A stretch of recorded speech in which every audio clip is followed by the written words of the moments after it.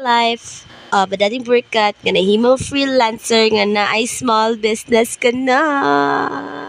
Hello guys, nga ni mo de my life no kanang gabata mi kala stress ni Bon para syempre asal hard kay saon na lang daghan tag-utan tapos abi sa tao kay dato me daghan may kwarta wa sila kabalo Diyos ko nga matamig sayo dapat joy mga sigig panguha sudan sa opisina nga wala gabayad no mga panguha lang ako dyan ang tukon makita ta kamuanga ka nanay pangalan kwaon jud dabi kabalo ka ginansya na makikatukon buanga ka ana lang so si Bon mag-prepare siya kanang mga pangalan sa iyahang baligya kay para kabalo ang tag-iya kung asa kuhaon ana na.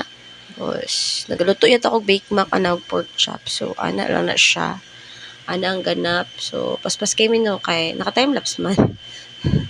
Pero, ana ginaamong everyday ganap, guys. So, before ko mag-work at 9 a.m., ana, akong ginabuhat. So, dapat 7 or 8, tuman ako. Kaya mag-start na mag-work at 8:30.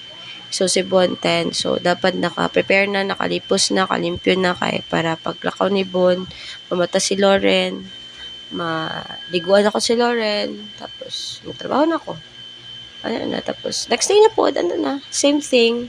Kasal hard lang kay, maningkamot ta kay, ato mga buyer nun, mag-unsa na lang ta. Base wala tayo kabayad, Diyos ko. So, ano lang. Hustle hard ta guys. So, maningkamot lang ta para madato ta. Dugay kita madato pero okay lang labanan lang natin. Ano lang. So, ingana mo ang a day in my life. Ano la? Everyday ganap sa buhay. Bye-bye. Kapuya